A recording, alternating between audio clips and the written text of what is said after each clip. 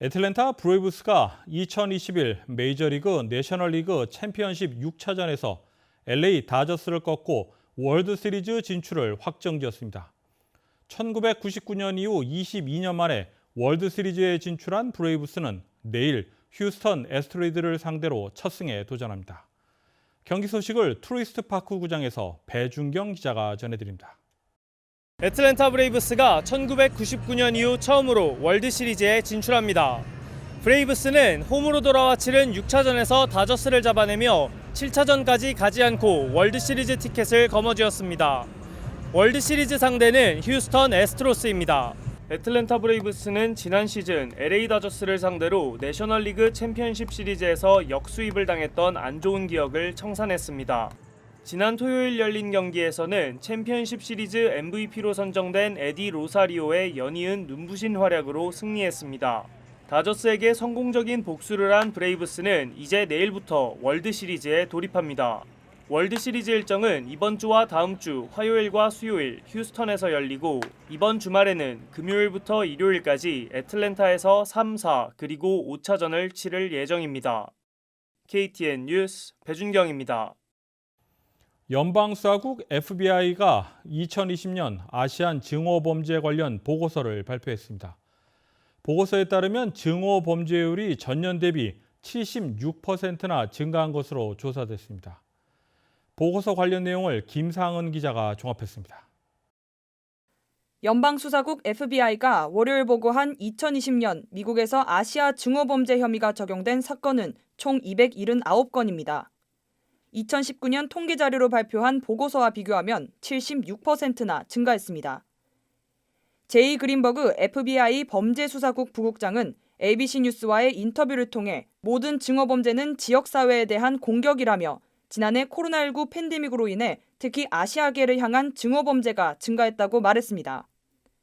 1년 사이에 아시아 증오범죄가 급증한 이유는 코로나19 바이러스의 발원지로 중국이 지목되자 곳곳에서 아시아계 전체가 증오범죄 표적이 되었기 때문입니다. 실제 발생한 아시아 증오범죄는 혐의가 적용된 건수보다 훨씬 많습니다. 아시아인 인권단체 스탑 AAPI 헤이트는 지난 3월부터 올해 1월까지 1년 4개월에 걸쳐 신고 접수된 아시아계를 겨냥한 신고 건수가 9천 건이 넘는다고 밝혔습니다. 증오범죄는 범죄의 유무에 따라 적용 여부가 결정되는 다른 혐의와 달리 객관화되지 않는 범죄 동기를 입증해야 하기 때문에 적용 과정 자체가 어렵다는 분석입니다. 이 때문에 증오범죄임에도 혐의가 적용되지 못하는 사건도 빈번합니다. 지난 3월 전 세계 아시아인을 경악하게 했던 애틀랜타 스파 총격 사건도 용의자에게 증오범죄를 적용하는 데 난항을 겪고 있습니다. 첫 번째 사건이 일어났던 체로키 카운티에서는 용의자 에런 롱에게 증오범죄 혐의를 적용하기 위한 충분한 증거를 확보하지 못했다며 형량 협상으로 사건을 결론지었고 다음 재판인 풀턴 카운티에서는 증오범죄 혐의가 적용될지 이목이 집중되고 있습니다. KTN 뉴스 김상은입니다. 미드웨스턴 침례신학교가 다음 달 입학 설명회를 갖습니다. 이에 앞서 학교 관계자는 애틀랜타를 방문해 신학교 소개와 스펄전 칼리지 한국부 온라인 과정 등을 설명하는 시간을 가졌습니다. 미드웨스턴 침례신학교 아시아부 박성진 학장은 미드웨스턴 침례신학교와 스펄전 칼리지에 대해 소개했습니다. 그래서 지금 현재 미드웨스턴 침례신학대학원 내에 스펄전 칼리지를 합쳐서 지금 5천여 명의 지금 학생들이 지금 재학 중에 있고요. 그 가운데에 지금 오늘 특별히 말씀드리고자 하는 스펄전 칼리지의 한국부는 실제로 그 수업이 내년부터 이제 시작을 하게 되는데요. 박 학장은 내년도 봄학기 스펄전 칼리지 한국어 온라인 과정 개설을 앞두고 오는 11월 9일 두루스 소재 샤인 미션 센터에서 입학 설명회를 개최할 예정이라고 밝혔습니다.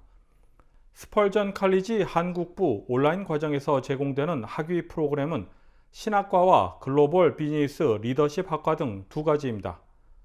신학과는 학사와 석사 통합 과정으로 기간은 5년이며 글로벌 비즈니스 리더십은 학사 과정으로 기간은 4년이며 모두 온라인으로 운영됩니다. 또한 희망자에 한해 본교 캠퍼스에서 현장 수업을 들을 수 있으며 영어 실력에 따라 영어부 과정으로 편입도 가능하다고 박성진 학장은 밝혔습니다. 박성진 학장은 남침례 교단 산하 6개 신학교 가운데 미드웨스턴 침례 신학교가 서던 신학교에 이어 두 번째 규모라고 소개했습니다. 저희가 6개 신학대학원 가운데에서 지금 현재로는 북미 전체 신학대학원 가운데에서 저희 미드웨스턴이 지금 두 번째로 큽니다. 예, 지금 가장 큰 신학대학원은 서던이고요. 그다음에 저희 미드웨스턴이 두 번째, 그리고 풀러가 세 번째, 네 번째가 또 사우스웨스턴 이렇게 됩니다. 한편 스펄전 칼리지 한국부 디렉터 박영주 기독교학과 교수는 다음 달 입학 설명회에서 변화하는 교회 교육, 지금 미래를 준비하라 라는 주제로 강연을 할 예정입니다. KTN 뉴스 스티븐입니다. 하이퍼 인플레이션이 미국과 전 세계를 강타할 수 있다는 주장이 제기됐습니다. 트위터 최고 경영자 잭 도시가 초인플레이션을 뜻하는 하이퍼 인플레이션이 모든 것을 바꿀 수 있다며 그것은 벌어지고 있다는 내용을 자신의 트위터에 올린 것인데 도시 CEO는 초인플레이션 예상 근거에 대해서는 밝히지 않았습니다.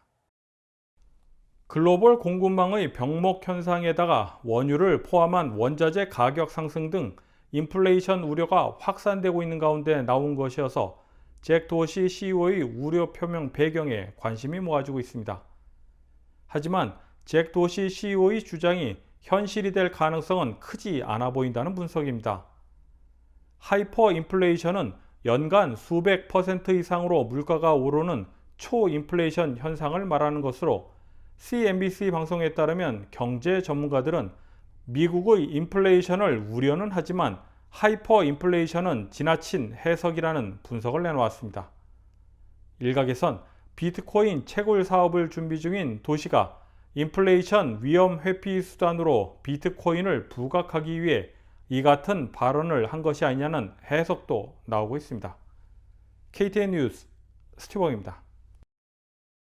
다음은 코로나19 소식입니다.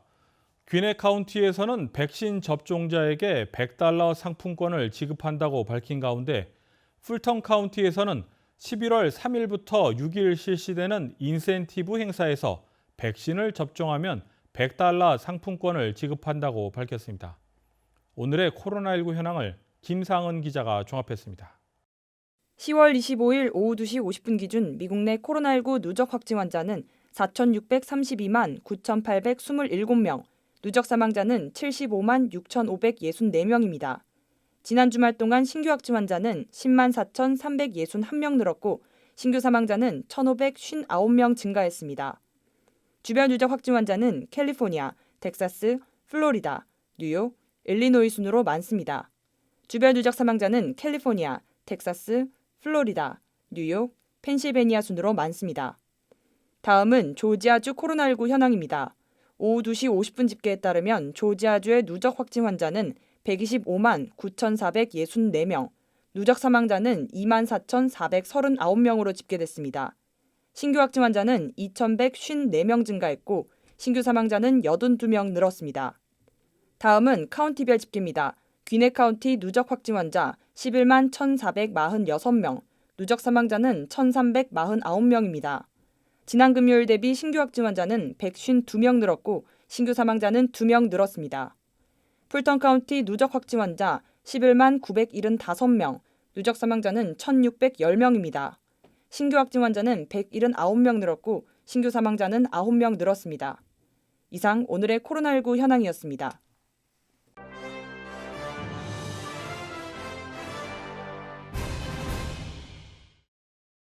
샤브카트 미르지요예프 우즈베키스탄 현 대통령이 80.1%의 득표율로 당선돼 향후 5년간 새 임기를 맡게 됐습니다. 미르지요예프 대통령은 우즈벡을 27년 동안 철권 통치했던 이슬람 카리모프 전 대통령이 2016년 사망한 후 후계자가 됐으며 지난 2016년 12월 치러진 대선에서 88% 이상을 득표해 우즈베키스탄 대통령으로 취임했습니다. 미르지요예프 대통령은 집권 후 새로운 우즈베키스탄을 기치로 내걸고 수십 년에 걸친 옛 소련 시절 잔재를 청산하려는 개혁 정책을 펼치고 있다는 평가입니다.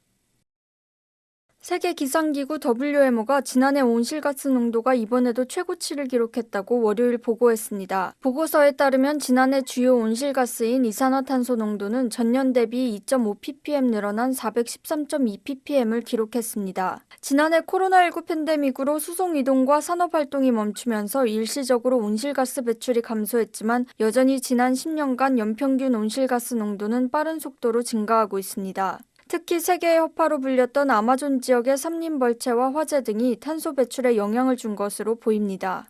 한편 네덜란드를 포함한 일부 국가에서는 온실가스 배출이 줄어들지 않으면 주변 해수면이 예측보다 더 빠르게 상승할 수 있어 우려하고 있습니다.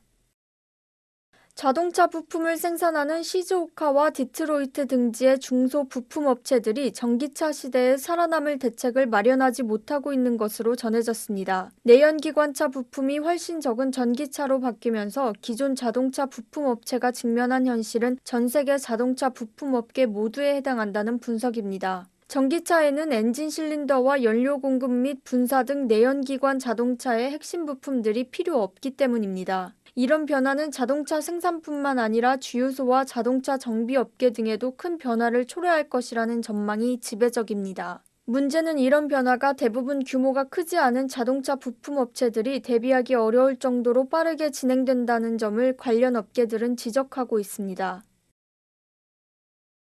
이상으로 10월 25일 KTN 뉴스를 모두 마칩니다. 시청해주신 여러분 고맙습니다.